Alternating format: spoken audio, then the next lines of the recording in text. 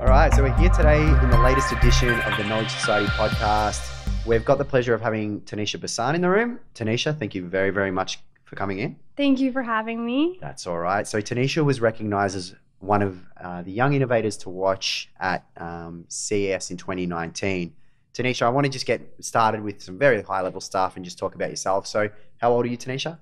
I'm 17. Cool. And you're currently at high school, are you? Last year of high school. Beautiful. So to give a little bit of structure of what we're going to talk about today so you understand and we're all on the same page, we're going to talk about your journey that got you to your project that got awarded at CES. And then we'll talk about your project a little bit and jump a little bit more into that. And then we'll talk about CES itself, right? You're going to Vegas. That's extremely exciting. Yeah. I'm extremely excited for you. I wish it was me, but it's unfortunately not. But I want to take a step back and let's talk about your journey and kind of got you to where you are now. What was Tanisha doing 3 years ago? Let's say on a normal night in mid-December, what were you up to? So I think 3 years ago, I was really heavily involved with just school activities. I was on student council. I was on the basketball team.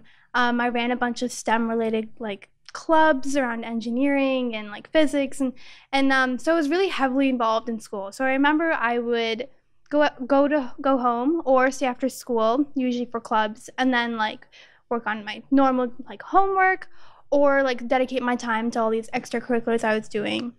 And I remember one feeling I had though. It was even though I'm doing this stuff in school, it just wasn't enough. And I think that was really, really valuable in a sense, that kind of mindset I always had, which kind of evolved into why I'm now 3 years later going to something like CES. When you say it wasn't enough, do you mean it wasn't enough to get you into a good university, or it wasn't enough to, what was it not enough for? Honestly, I only started really thinking about university now. I know it's kind of late, but I think my mindset was never, it was more I just felt I could be doing way more valuable things with my time. Okay. And I was very confused as to, was this the right way to spend my time? And finally, 3 years later, I finally have something I'm very passionate about. So now I feel really, really happy that I'm doing all this stuff. And I'm getting results, but I feel happy doing it. And I feel happy that I'm spending my time on something that I love doing. Do you think that comes out of your values? So you said that you weren't spending your time as effectively as possible. Do you think that was more so that, I'm doing all these extracurricular activities and I'm involved in all these different programs and all these different societies and all these different clubs, but they didn't necessarily align with your values? And if that is true, what do you value? So I think bringing it back, my values, I think a lot of the ones that I grew up with, a lot of them stemmed from a huge part of my life where I actually moved from India to Canada when I was 7. And I think that period of time when I was very little really helped me develop a lot of the values I have. So family was a huge thing, always staying dedicated, focused, and motivated to do something more with my life, having higher standards for what I could achieve. And these are the sort of values I kind of got to learn as I watched my parents do something super drastic and completely change their whole life by moving to another country and, starting from the bottom and building themselves up. So and that is now how I value myself as well, always having these higher standards. So being in student council could be a really, really big thing, but I'm there's still more out there I can do. There's more things that I can achieve. So a lot of those values, I think, translate into how I stay motivated to do things. So let's talk a little bit about the Knowledge Society, TKS. And 3 years ago, you obviously had this void where you said, I want to do more and I want to be, impactful and I want to spend my time more effectively. How did you make that jump to something such as the Knowledge Society? And how did you get to that point now where you sound like you're very content with yourself and very content with what you're achieving and what you're doing? So how did you make that transition? So after I was part of these extracurriculars, I realized, after the year ended, there was a summer vacation. And I was okay, what can I do in the summer that's valuable? My time is spent doing something important. And I started attending conferences. But back then I was my specific focus was, okay, being a doctor is probably like, my parents were like, it's a good job, so go be a doctor, like a good Indian girl. But so I would attend these like medical conferences just to get a taste of what it would be like.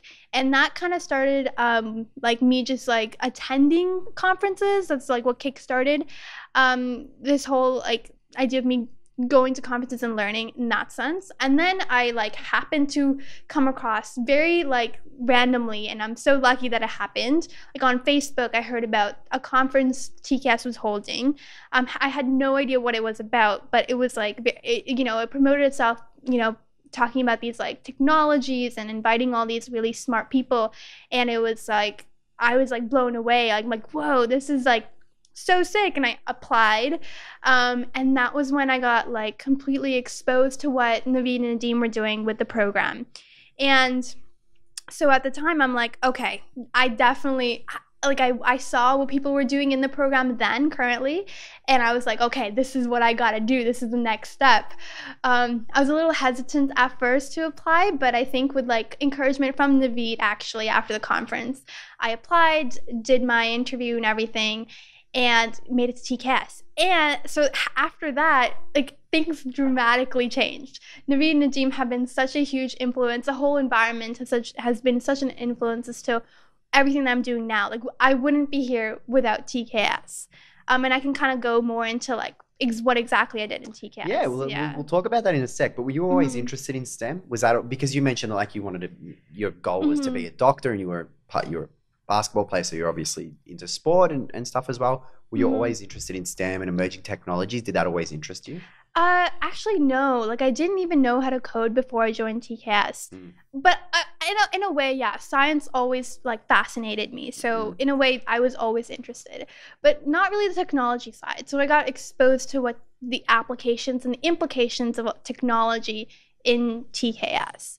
But like I just remember having this, as a young kid, always having this thought that I will do something like super huge in the future. I don't know, it's just a constant thought that I've always like thought of, and now I can actually prove to myself that I am capable of doing something like impacting billions, or the TKS goal mindset of creating like mining human potential.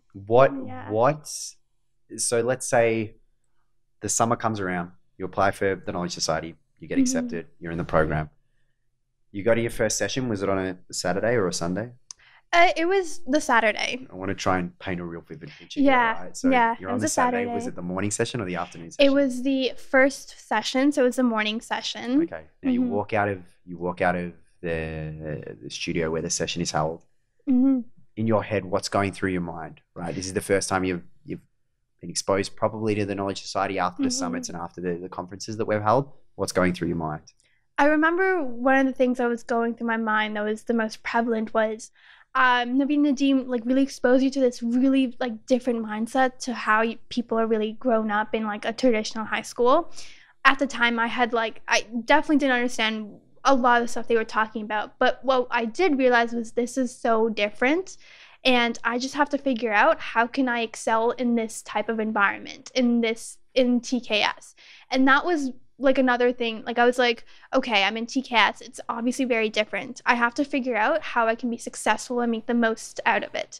So that was what I left with after the first session. I think it fueled me to just do a lot of things Naveed and Nadeem said to do in TKS, and put time into things that started giving me like results and within TKS. Yeah. How did you find your mindset was prior to the Knowledge Society, in the sense of, did you think you could make an impact on the world when you were just at high school and I shouldn't say when you were just at high school, when you were at high school, or was it always high school, then university, then job, or was it you always saw that you would have the potential to kind of change the world and impact the world with what you've done with your project so far? I think I always had a thought in my mind where I was like, since very little, I'm like, I want to do something really, really huge in the world, but I didn't believe in myself. So in my mind, I'm like, most kids probably think this way, and I'm being naive. Like, what can I really do? Like, it was the different pathways people can take, and all these different opportunities weren't clear to me then. So at that time, I was like, still like, okay, I want to, like, I have this huge want of doing something really big, but didn't believe in myself. So I'm like, okay, being a doctor is probably like something I can like impact people with. So that was like, and then I realized to be a doctor, you do have to go through the traditional mind, like, you know, go to university, go to med school, and then, you know, go through that whole process. So that was my mindset then, before TKS and like early TKS months. So you did have that mindset that, okay, I want to change the world, but you thought that it was only accessible through traditional paths. Is that correct? Yeah, in a way. Yeah. Yeah. That's really interesting. So you've had your first session at the Knowledge Society. Suddenly everything's changed. What took you from that initial session and how long have you been in the program for? This is my second year. Like a year and like a couple months. So what took you from, say, your first session over 2 years ago now, to actually going through and creating the quantum support vector machine kernel algorithm? What actually made that happen? Yeah, so a huge part, Naveed had a huge part to it, actually. I remember in the first couple of months, I spent my time learning how to code Python.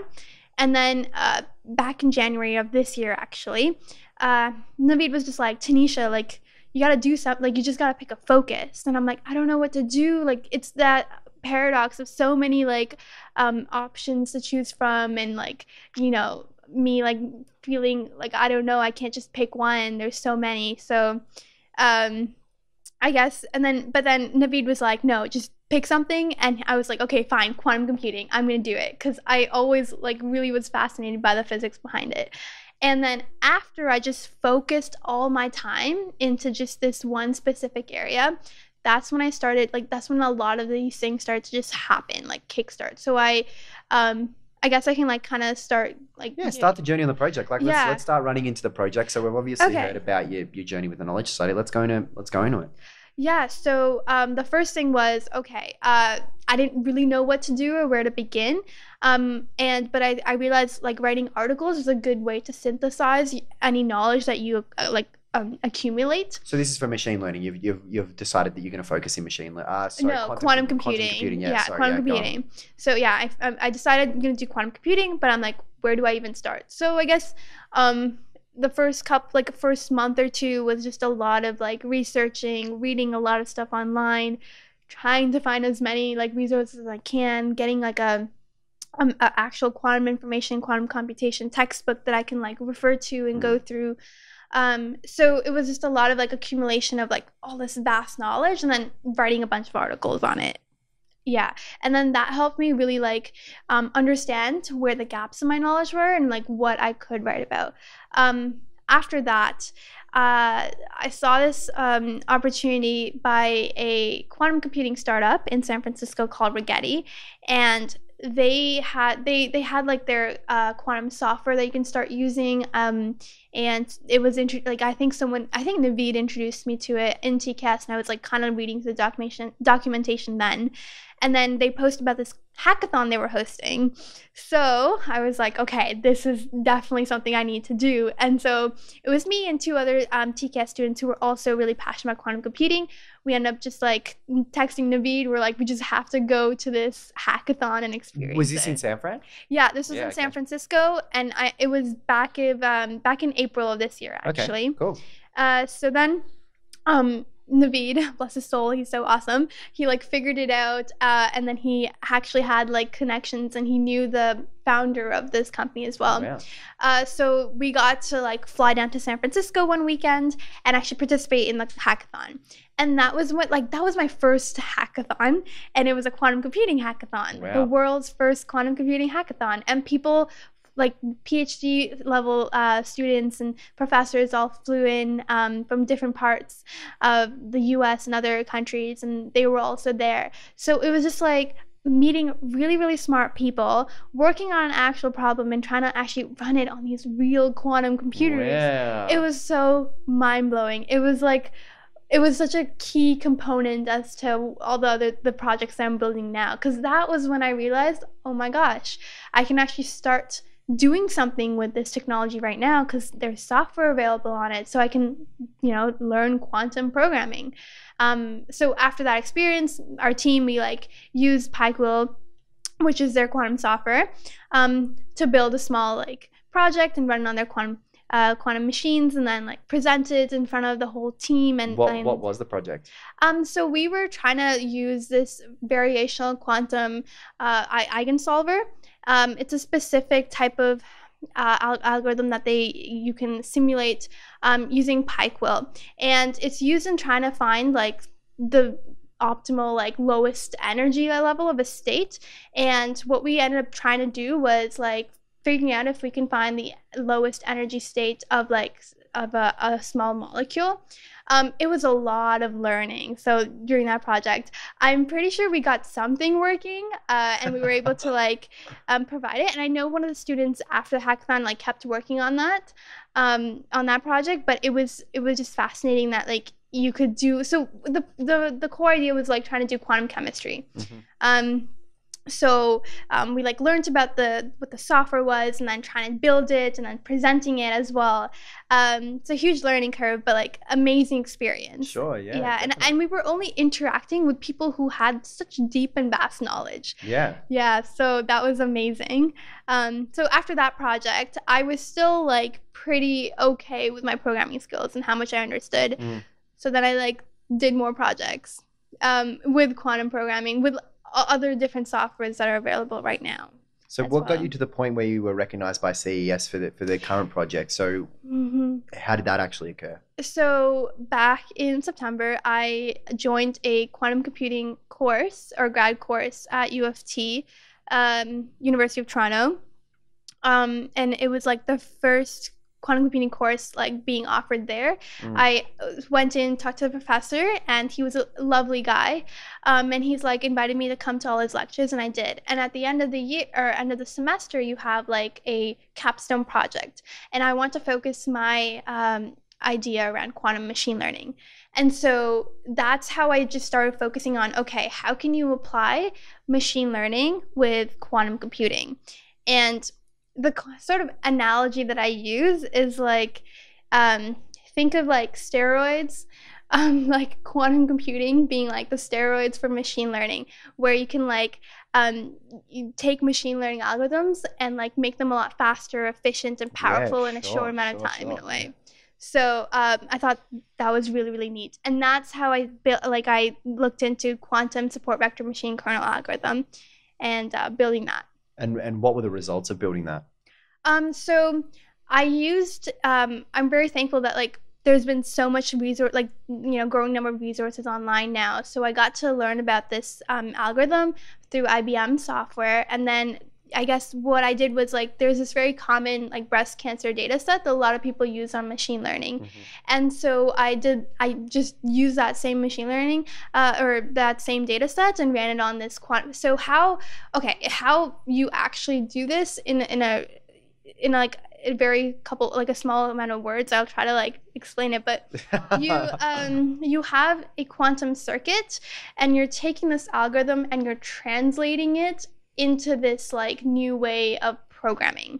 So it's not something completely new. You're not building a new algorithm. You're just taking an existing machine learning algorithm and just implementing it in this new software and in this quantum circuit. And then you just run the data through the quantum circuit, and then the end result was, okay, can this software right now or in the hardware be able to like classify between malignant or benign cancerous cells in like the breast cancer data set? And it worked.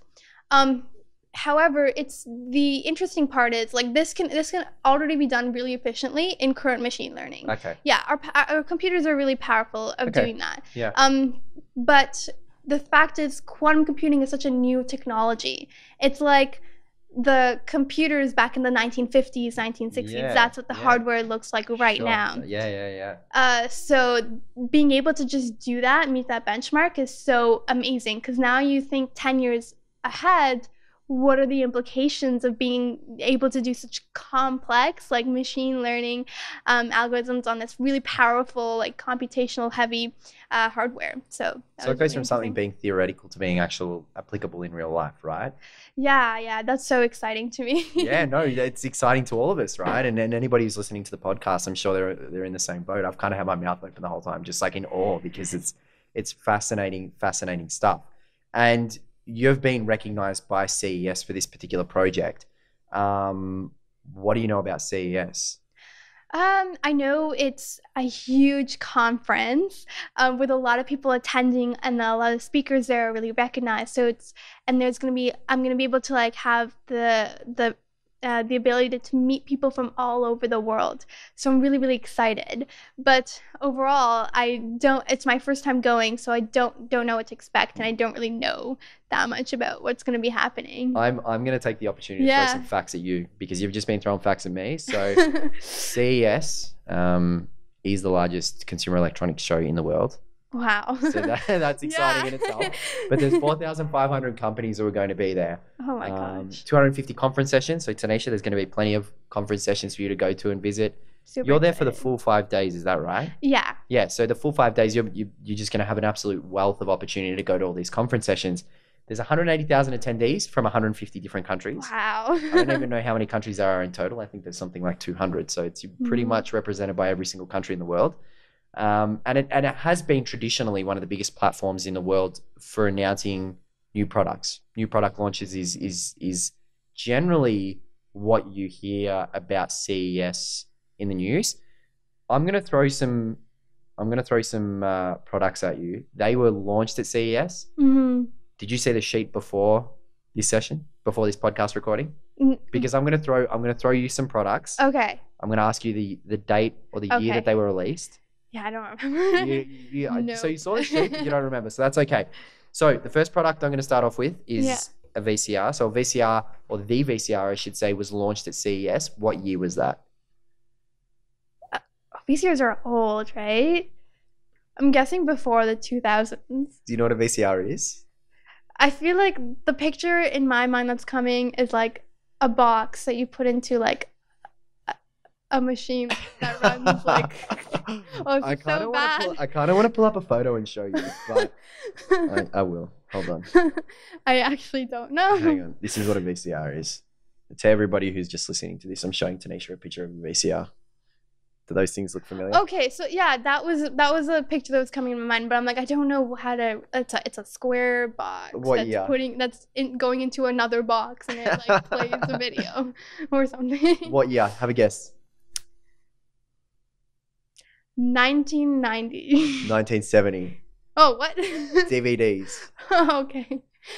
That was really good. What DVDs? What year was DVDs? They were released or launched at CES. DVDs. 1990. Am I closer this time? 96. You were closer. Okay. Let's go quick. So. Okay. HD TV. High definition TV. 2001. 1998.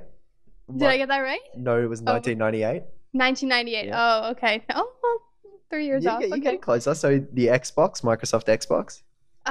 2000. Ooh, 2001. Oh, that's the year I was born. There we go. And 3D printers. Oh, what? 2011. Ooh, 2014. Oh, okay. You didn't get one. Jerry got one. So you did okay. Not great. But that's terrible. I think you're pretty close to the Xbox, so we'll give you that one. We'll give you half a point. Okay. So what do you actually know about CES in terms of what are you doing? Do you want to explain a little bit what you'll actually be doing at the show? Do you know what you're doing at the show? So I know I was invited to come and actually first receive the award in front of like a 500 plus audience, and get to speak about what I did. And then after, I get to actually go and exhibit some of the work that I've been doing, and obviously like attend the conference. Have you done many shows like this before in the past? Well, I have spoken at conferences before. Yeah. And I've kind of attended conferences here in Toronto where a lot of my friends have exhibited their booths, so I kind of have a picture of what it will look like or how it'll run. But this is gonna be my first time. Where have you spoken at in the past? So recently I got to speak in Dubai, where Tribal Scale was holding their first conference in Dubai called Takeover Dubai. Yeah. And it was phenomenal because they were introducing the tech community down in Dubai, to various digital kind of like electronics that are emerging now. And it was interesting because me and two other students who actually spoke as well were the most fascinating talks, because it was just, we were talking about like the next emerging technology. And it's interesting to see how even in Dubai, such a futuristic city, not many people know about this kind of stuff, like what's happening around the world. So it was really amazing to share that with the community there, and get to talk to, people there, because it's such a different world, it's a different continent, different country, different. It's a monarchy. Yeah. So it was really, really interesting. Yeah. Yeah. And we're in Canada. I think we're still part of the monarchy, aren't we in Canada?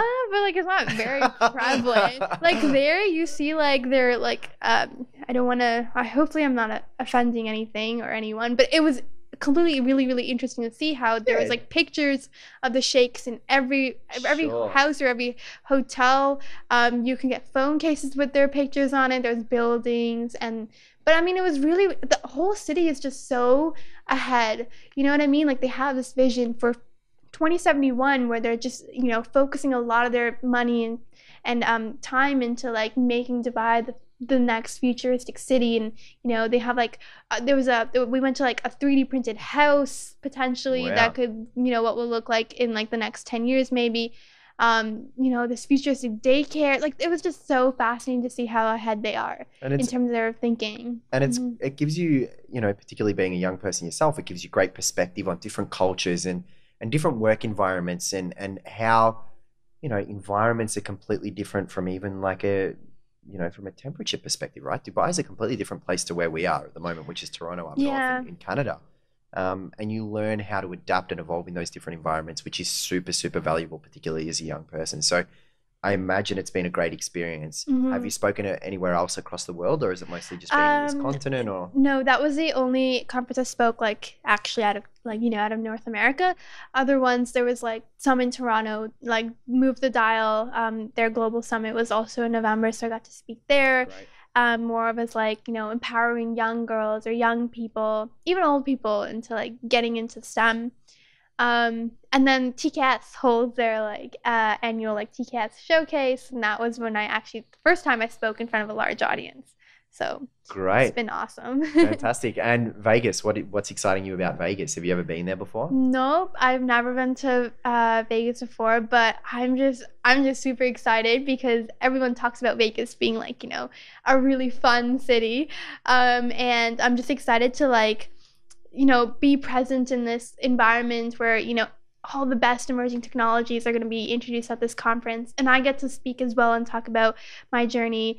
So I'm just like really, really, really excited to be immersed in that environment and absorb as much knowledge as I can and hopefully take away like really key learning lessons and then help share it with more people who don't get to have those experiences, as I come back to Toronto. Yeah, and you bring it back to the Knowledge Society as well. For sure. Get to impart that wisdom on your fellow students, right? Who are kind of on that same journey and that same path in terms of really focusing on impacting the world, impacting billions is what we like to say, right? So. Yeah, and now I think that like every year there'll be for sure TKS students, at least winning like one award at CES. I can so definitely see that. It's amazing. Tanisha, thank you very much for having this conversation with me today. It's fantastic. I hope it's really illuminating to everybody who's listened to the podcast as well. You've obviously got a wealth of enthusiasm and a wealth of knowledge, and you're passionate about it, which is the most important thing. So it's really exciting to see. For everybody out there in the audience who's listening, we're going to continue to focus on these students who are going to the Consumer Electronics Show in Vegas over the coming weeks, and we're actually going to feature you guys when you're there as well. Right. So I don't know how it's going to look at the moment, but you may potentially be taking over our social channels so people can actually see firsthand what a Knowledge Society student does when they're at a conference like CES and when they're speaking and being involved in a conference like CES, which I think is going to be really valuable for everybody to kind of get that perspective that it doesn't matter how old you are, you can impact the world, right? And you can go out and make an impact at a conference like CES. So thank you again. Thank you for coming on, and we're all really excited to see you in Vegas. Thank you. Perfect. It's been a pleasure.